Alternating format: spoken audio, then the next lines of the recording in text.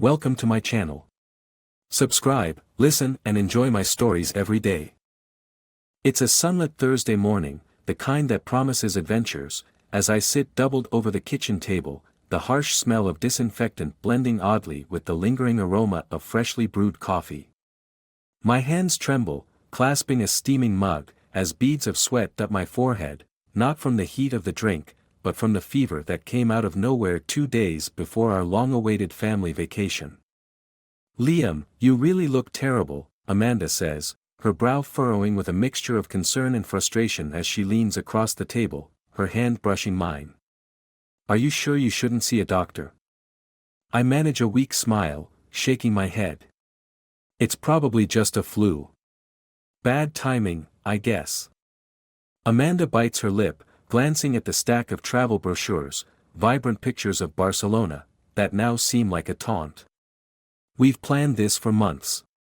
It's not just the tickets, it's your mom's dream to see Spain," she sighs, the disappointment thick in her voice. "I know," I murmur, the guilt gnawing at me. "Go. Take Sarah with you. My mom would be devastated if you all missed out because of me." Amanda hesitates, her fingers drumming on the tabletop. "Sarah can't make it on such short notice," she replies, her voice strained. "But I might have another friend who can go." "Who?" I ask, curiosity piqued by her hesitant tone. "Just an old college friend, Mark. He's been to Spain a few times. Knows his way around." Mark. The name doesn't ring any bells, but then, Amanda has always had a wider social circle than me. "That sounds good," I manage to say, though something feels off in the pit of my stomach, perhaps just the sickness talking. She nods, looking relieved. "I'll call him today. We shouldn't waste the trip."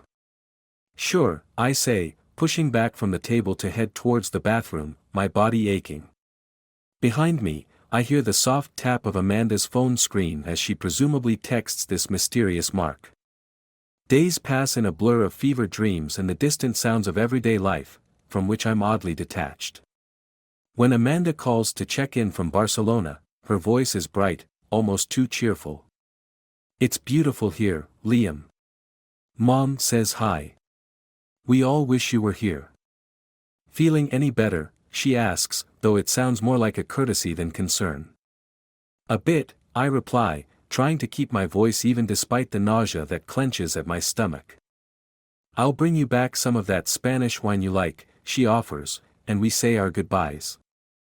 I hang up and shuffle through our quiet, empty house, stopping to look at a picture of Amanda and me in happier times. That's when I notice it, her laptop, left open on the dining table, a flashing notification on the screen. Curiosity gets the better of me, and I lean over to read it. The message is from Mark, but the words make my heart stop. "Can't wait to see you tonight. These 2 weeks will be our little secret." My mind races. 2 weeks. A secret? A shiver runs down my spine, and without thinking, I click through her messages.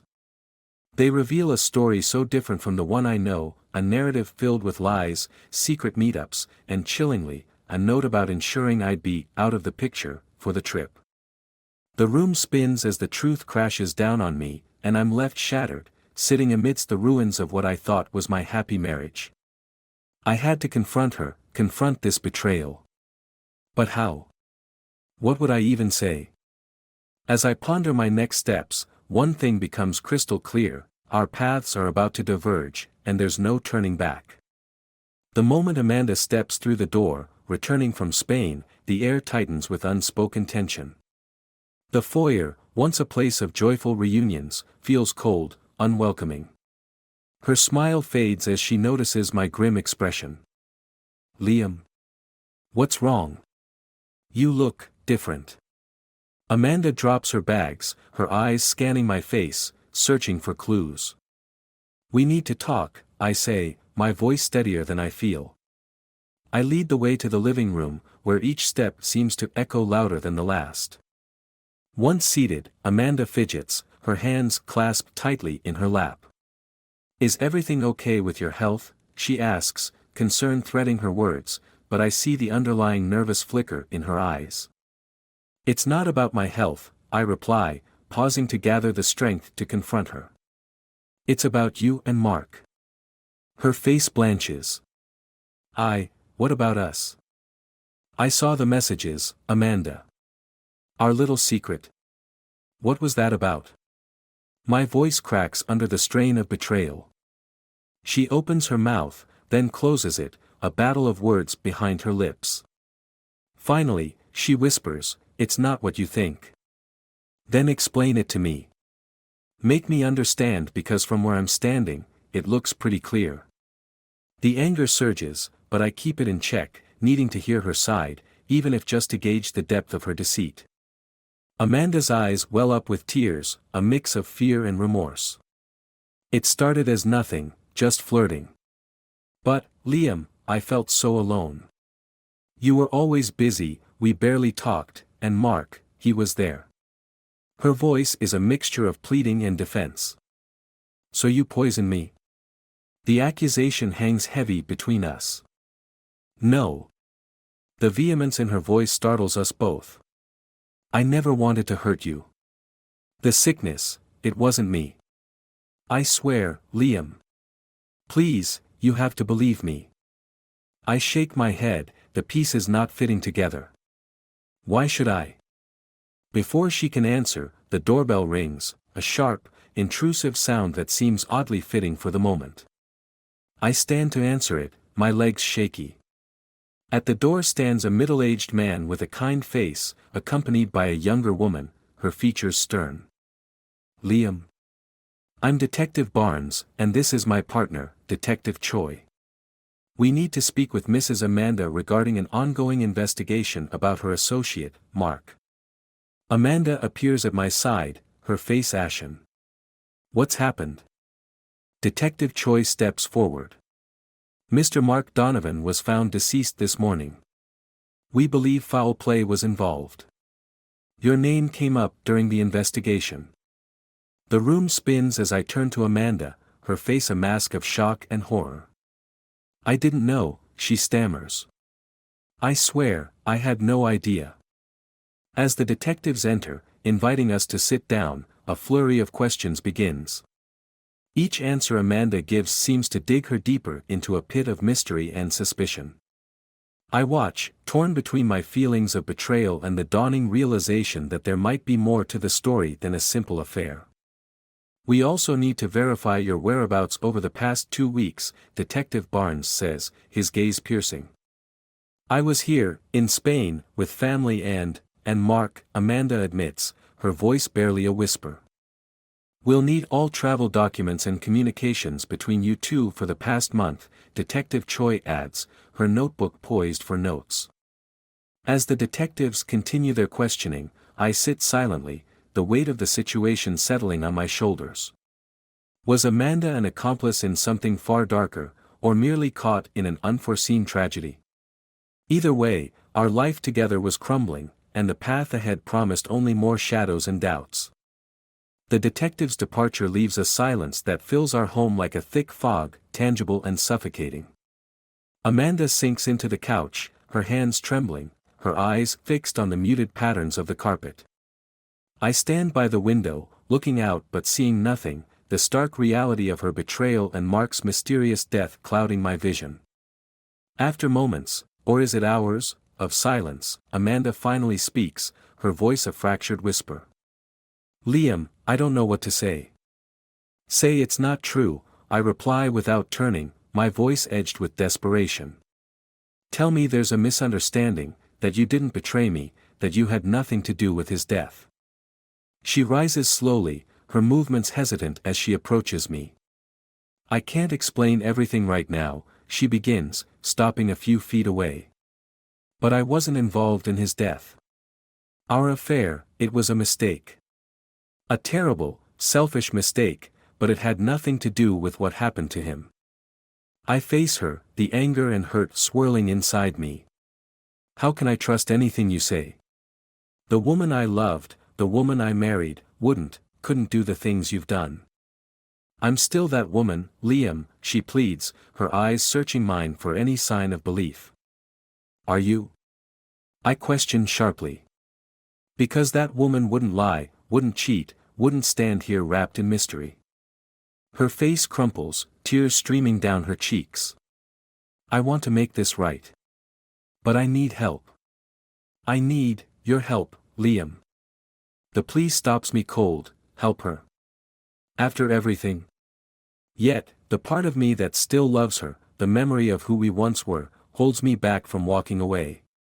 What do you need? I ask, my voice hollow. Trust. Time. And to help me figure out what really happened to Mark, she says. I didn't know he was in danger. I didn't know anyone wanted to hurt him. Even if I wanted to believe you, where would we even start? His work, she suggests. Mark was involved in some risky business deals. Maybe someone there wanted him gone. I consider her words, the detective within me piqued despite my reservations. Risky how? Financial stuff, investments in some unstable tech startups. He mentioned threats a few times but laughed them off as part of the game. Sounds like a lead. But Amanda, if we do this, if we step into this mess to clear your name and find out who really killed Mark, everything comes out. Every secret, every lie. She nods, wiping her tears. I know. I'm ready. We start at Mark's office the next day, posing as potential investors to gather information. The receptionist, a young woman with sharp eyes, watches us curiously as we inquire about Mark. He was a brilliant man, very driven, she tells us, her tone respectful. It's such a tragedy, what happened? Did he have any problems with anyone recently? Any disputes? I ask casually, observing her reaction. She hesitates, then leans closer, lowering her voice. He had some arguments with a Mr. Carlson last week. They were pretty heated. Mr. Carlson is one of our major investors. Thank you, I say, exchanging a look with Amanda. As we leave, the pieces start to align, forming a clearer, yet more dangerous picture. Outside, Amanda grips my arm. This is more than I thought, Liam. What if we're getting in over our heads? Then we'll be careful, I assure her, feeling a resolve building within me. We're going to find the truth, Amanda. No matter where it leads. As we drive away, the cityscape blurs past, a mirror to our turbulent thoughts. Together, yet apart in our struggles, we head into the storm, uncertain of what awaits but united in our quest for answers. The weeks that follow our investigation unfold like a dark tapestry, each thread revealing more about Mark Donovan's life and the treachery that envelopes us. Amanda and I move like shadows through the alleys of deception, gathering clues while wrestling with our own fractured relationship. Today, we sit in a dimly lit cafe across from the office where Mark worked. The air is thick with the smell of espresso and quiet murmurs, creating a backdrop for the unease swirling between us. My fingers drum against the table, my mind racing with everything we've uncovered. We're meeting with Mr. Carlson today, I say, glancing at Amanda. He might have the answers we need. I still can't believe we're doing this, she replies, biting her lip, her gaze distant. What if he knows about us? About my affair with Mark? He doesn't have to know anything but the business side, I retort, feeling a mix of frustration and sympathy. You need to keep your composure. We can't let any personal feelings get in the way of this. She nods, but her eyes are haunted, still reflecting the fear of what we might uncover. Liam, I wish things were different. I never wanted it to end up like this. You made choices, Amanda. Choices that hurt us both. The words slip out before I can filter them, and I watch as her expression hardens. I know I messed up, but I'm trying to fix it, she shoots back defensively. Before I can respond, my phone buzzes with a text from an unknown number, meet me at the docks tonight. I have information about Mark's death. Come alone. I glance at Amanda, hesitation creeping in. I just received a message. Someone claims they have info on Mark. Who? You can't go alone, Liam. You need to tell me who it is, she exclaims, panic lacing her voice. It's probably a trap, I say, torn between the urgency of the lead and the necessity to protect Amanda. But if I can get more information. You can't. We're in this together. I'm coming with you. Before I can argue, Amanda's determination overrides my objections. We finish our coffee, tension thick between us, and head to the docks as the sun dips below the horizon, casting a haunting glow on the water.